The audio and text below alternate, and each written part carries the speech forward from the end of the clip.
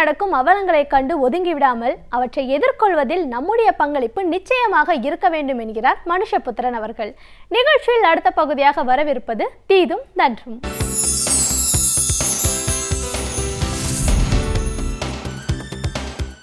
வணக்கம் நண்பர்களே, இன்னும் ஒரு இனிய காலை பொழுதில் தீதும் நன்றும் நிகழ்ச்சியில் உங்களை சந்திப்பதில் மிக்க மகிழ்ச்சி அடைகிறேன். நம்முடைய நாட்டில் நடக்கக்கூடிய பல்வேறு விதமான மத ரீதியான பூசல்கள், சாதி சமய வேறுபாடுகள், இவையெல்லாம் எங்காவது ஒரு வரலாற்று ரீதியாக இருக்கக்கூடிய அல்லது உள்ளூரில் இருக்கக்கூடிய ஒரு நீண்டகால அல்லது தற்காலிகமான கசப்புகளின் அடிப்படையில் நடக்கக்கூடிய பல பிரச்சனைகள் இருக்கின்றன. அவை எல்லாமே அந்தந்த இடத்தில் தோன்றி ஒரு குறிப்பிட்ட காலத்தில் சில கொடூரமான விளைவுகளை ஏற்படுத்திவிட்டு மறைந்து விடுகிற ஒன்றாக இருப்பதை நாம் பார்த்திருக்கிறோம். ஆனால் இப்போது நாம் பார்க்கக்கூடிய ஒரு காட்சி என்னவென்று கேட்டால், எல்லா இடத்திலும் திட்டமிட்டு சில பிரச்சனைகளை உருவாக்குவது, சில கருத்தியல் ரீதியாக சில போலியான விவாதங்களை உருவாக்கி ஒரு எந்த விதமான ஆதாரமும் இல்லாத நடைமுறைக்கு ஒவ்வாத சில கோட்பாடுகளை உருவாக்கி அதன் அடிப்படையில் மத ரீதியான சாதி ரீதியான பிளவுகளை உண்டாக்குவது என்பது இன்றைக்கு ஒரு மிகப்பெரிய ஒரு அரசியல் நடவடிக்கையாக மாறியிருப்பதை நாம் பார்க்கிறோம். அப்படி நாம் பார்க்கிற போது பல பிரச்சனைகளில், அதாவது இன்றைக்கு முன்வைக்கக்கூடிய பல பிரச்சனைகளை பற்றி ஒரு அறிவார்ந்த ஒரு விவாதம் ஒன்று நடத்தினால், அந்த விவாதத்தில் இந்த மத வெறுப்பை தூண்டக்கூடிய அல்லது ஏதாவது ஒன்றை புனிதம் என்று சொல்லி அதன் அடிப்படையில் ஒரு மிகப்பெரிய பதட்டத்தை உருவாக்கக்கூடிய விஷயங்கள் எல்லாம் எவ்வளவு அர்த்தமற்றது என்று தெரியும். அப்படிப்பட்ட போலி விவாதங்களின் வழியாகவே ஒரு சமூகத்தை ஒரு மிகப்பெரிய அளவிற்கு பிளவுக்கும் பதட்டத்திற்கும் ஆட்படுத்த முடியும் என்பது சமீப காலங்களில் நாம் பார்த்து வரக்கூடிய பல விஷயங்களில் உணர முடிகிறது. அப்படிப்பட்ட ஒரு விஷயம்தான் மாட்டு இறைச்சியை வைத்து நடத்தப்படுகிற ஒரு விஷயம். அதாவது பசுமாடுகளை கொல்வது என்பது சட்ட ரீதியாக பல மாநிலங்களில் தடுக்கப்பட்டிருக்கிறது என்பது உண்மைதான்.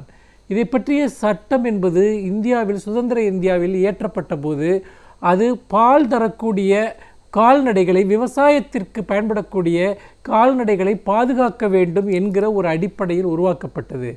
அந்த அடிப்படையில் தான் பசுமாடுகள் கொல்லப்படக்கூடாது என்பது. இன்னும் சொல்லப்போனால் எந்த ஒரு விவசாயியும் தன்னிடம் இருக்கக்கூடிய ஒரு பசுவை கொன்று சாப்பிட மாட்டான் என்பது விவசாயத்தை பற்றி, விவசாயிகளை பற்றி தெரிந்த அனைவரும் அறிந்த ஒரு உண்மை. அப்படி பார்க்கிற போது இல்லாத ஒரு பிரச்சனையை இவ்வளவு பூதாகாரப்படுத்துவது என்பது உண்மையில் மிக மிக ஒரு ஆபத்தான ஒரு விஷயமாக இருக்கிறது. இன்னொன்று, இஸ்லாமியர்கள் மட்டும்தான் பசுமாமிசம் சாப்பிடுகிறார்கள் என்பது போன்ற, மாட்டு மாமிசம் சாப்பிடுகிறார்கள் என்பது போன்ற ஒரு தோற்றத்தை உருவாக்குவது, இதுவும் மிக மிக ஒரு ஆபத்தான போக்கு. பொதுவாக மாட்டிறைச்சி உண்பது நாடு முழுக்க பரவலாக இருக்கக்கூடிய ஒரு பழக்கம். அதில் சாதி மத வேறுபாடுகள் எதுவும் இல்லை என்பதை ஒரு குறைந்தபட்ச சமூக அறிவு உள்ள யாருமே அறிந்து கொள்வார்கள்.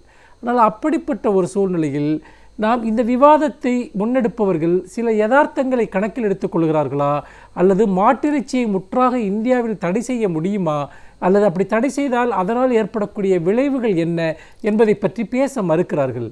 பொதுவாக இயற்கையினுடைய ஒரு சுழற்சியில் நீங்கள் பறவைகள், உயிரினங்கள், மீன்கள், மனிதர்கள் என்று எல்லோருமே அழிவதும் புதிய உயிரினங்கள் வருவதும் தான் ஒரு காலத்தினுடைய சுழற்சியினுடைய ஆதாரமாக இருந்திருக்கிறது. அப்படி பார்க்கிற போது, உதாரணமாக நீங்கள் கடலில் ஒரு மீன் யாருமே பிடிப்பதில்லை என்று வைத்துக்கொள்வோம். அப்படி பிடிக்காத போது கடலினுடைய மீன் வளங்கள் என்பது கட்டற்று பெருக தொடங்கிவிடும். அது ஒட்டுமொத்தமாகவே சுற்றுச்சூழலில் ஒரு சமநிலையின்மையை காட்டும். அதே போலதான் கால்நடைகள் என்பது ஒரு குறிப்பிட்ட அளவில் அவை மனிதர்களுக்கு உணவாவதால் தான் இயற்கை சூழலில் ஒரு பேலன்ஸ் என்பது இருந்து கொண்டிருக்கிறது, ஒரு சமநிலை என்பது இருந்து கொண்டிருக்கிறது. இந்த கால்நடைகள் விஷயத்திற்கு வருவோம். கால்நடைகள் என்பது, அதுவும் மாடுகள் என்பது ஒரு விவசாயத்தினுடைய ஒரு ஆதாரமான, ஒரு அழகாக, ஒரு ஆதாரமான ஒரு அடிப்படை விஷயமாக இருந்து கொண்டிருக்கிறது. அப்படி இருக்கிற போது விவசாயிகள் நிச்சயமாக கால்நடைகளை பாதுகாக்கக்கூடியவர்கள், மாடுகளை பாதுகாக்கக்கூடியவர்கள். ஏனென்றால் ஒரு பலன் தரக்கூடிய ஒரு மாட்டை கொள்வது என்பது அவர்களுக்கு தாங்களே கொண்டு கொள்வது போன்றதாகும். அந்த அடிப்படையில் கால்நடைகள் பாதுகாக்கப்பட வேண்டும். முக்கியமாக பால் தரக்கூடிய மாடுகள் பாதுகாக்கப்பட வேண்டும் என்பதில் மாற்று கருத்திற்கே எந்த இடமும் இல்லை. ஆனால் என்ன இங்கு ஒரு பிரச்சனை வருகிறது என்று கேட்டால், நீங்கள் மாட்டு மாமிசம் மட்டுமல்ல, நீங்கள் பசு மாமிசம் மட்டுமல்ல, பொதுவாகவே மாட்டு மாமிசம் என்பது ஒரு பாதுகாக்கப்பட வேண்டிய ஒன்று. அதாவது மாட்டு மாமிசம் யாருமே உண்ணக்கூடாது என்கிற ஒரு பிரச்சாரம் முன்னெடுக்கப்படுகிறது. நம்முடைய நாட்டில் கோடிக்கணக்கான மாடுகள் இருக்கின்றன. இந்த மாடுகள் எல்லாம் மூப்படைகின்றன, ஒரு காலகட்டத்தில் பயனற்று போகின்றன. விவசாயிகள் அவற்றை பராமரிக்க முடியாத நிலைக்கு தள்ளப்படுகிறார்கள். ஏனென்றால் நம்முடைய நாட்டில் விவசாயம் என்பது பெரிய அளவிற்கு ஒரு அழிவை சந்தித்து வருகிறது. அப்படி இருக்கிற சூழ்நிலையில் தங்கள் கால்நடைகளை, மாடுகளை, அதுவும் பராமரிக்க முடியாத பலன் தராத மாடுகளை என்ன செய்வது என்கிற ஒரு கேள்வி என்பது இன்றைக்கு பிரதானமாக இருக்கிறது. ஏனென்றால் இந்தியா ஒரு விவசாய நாடாக இருப்பதால் ஏராளமான மாடுகள், கோடிக்கணக்கான மாடுகள் நம்முடைய வாழ்க்கை முறையோடு ஒற்றியதாக இருக்கின்றன. அப்படி இருக்கிற போது அவற்றை பராமரிப்பதற்கான பொருளாதார நிலை இல்லாத சூழ்நிலையில் தான் பல விவசாயிகள் அவற்றை இறைச்சிக்கு கொடுக்க நேர்கிறது.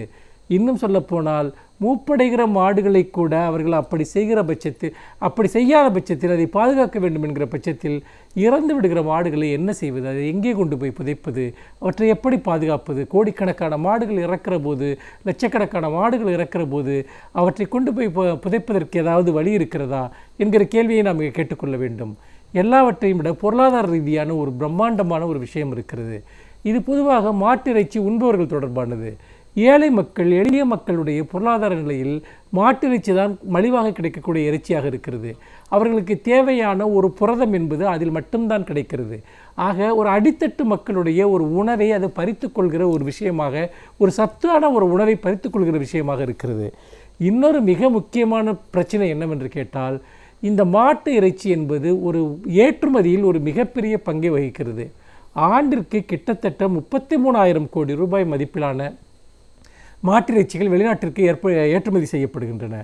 அதே போல் மாட்டுத்தோளால் செய்யப்படுகிற பொருள்களினுடைய ஏற்றுமதி, அது கிட்டத்தட்ட 30,000 கோடி ரூபாய் மதிப்பிலான பொருள்கள் ஏற்றுமதி செய்யப்படுகின்றன. இது வெறுமனே ஒரு கோடிகள் சம்பந்தமான ஒரு விஷயம் அல்ல. கிட்டத்தட்ட ஒரு 50,000-60,000 கோடி ரூபாய் ஒரு வர்த்தகம் ஆண்டில் இதில் நடக்கிறது. இதில் எத்தனை லட்சம் தொழிலாளர்கள் இதில் சம்பந்தப்பட்டிருப்பார்கள் என்பதை நீங்கள் நினைத்து பாருங்கள். கிட்டத்தட்ட தலித் தொழிலாளிகள் மட்டும் 8 லட்சம் பேர் இந்த மாட்டு தோல் அல்லது மாட்டினால் செய்யப்படுகிற மாட்டு இறைச்சி தொடர்பான தொழிலில் ஈடுபட்டிருக்கிறார்கள். மாட்டிறைச்சி முற்றாக தடைபட்டால் இந்த 8 லட்சம் பேருடைய வாழ்வாதாரம் என்பது என்ன என்ற கேள்வியை அரசோ அல்லது இது போன்ற ஒரு கோரிக்கைகளை, மாட்டிறைச்சியை முற்றாக தடை செய்ய வேண்டும் என்ற கோரிக்கையை முன்வைப்பவர்களோ யோசிக்க வேண்டும். அப்படி பார்க்கிற போது இது ஒரு மிகப்பெரிய ஒரு பொருளாதார பிரச்சனையாகவும் நம் கண்முன்னால் இருந்து கொண்டிருக்கிறது. இது எல்லாவற்றையும் நீங்கள் கணக்கில் எடுத்து நீங்கள் பார்த்தீர்கள் என்று சொன்னால், இந்த மாட்டு இறைச்சிக்கு எதிரான போராட்டம் எந்த விதமான ஒரு யதார்த்தத்தையும் கணக்கில் எடுத்துக்கொள்ளாத ஒன்றாக இருப்பதையும் நாம் பார்க்கிறோம். ஆகவே நாம் இந்த விஷயத்தில் நிச்சயமாக ஒரு நியாயமான ஒரு அணுகுமுறையை இந்த போராடுகிற அமைப்புகள் மேற்கொள்ள வேண்டும். வெறுமனே மக்களுடைய உணர்ச்சிகளை தூண்டுவதன் வாயிலாக, மக்களுடைய வெறுமனே பிளவுபடுத்துவதன் வாயிலாக ஒரு மிகப்பெரிய ஒரு பொருளாதார பிரச்சனையை நாம் வெறும் மதவாத அரசியலாக மாற்றுவது என்பது முற்றிலுமாக சமூக யதார்த்தத்திற்கு புறம்பானது என்பதையும், இந்த பிரச்சாரத்தை நம்புகிறவர்கள் இது ஒரு அர்த்தமற்ற பிரச்சாரம் என்பதையும் உணர வேண்டும் என்று சொல்லி இன்னும் ஒரு புதிய சிந்தனையோடு உங்களை சந்திக்கிறேன். நன்றி, வணக்கம்.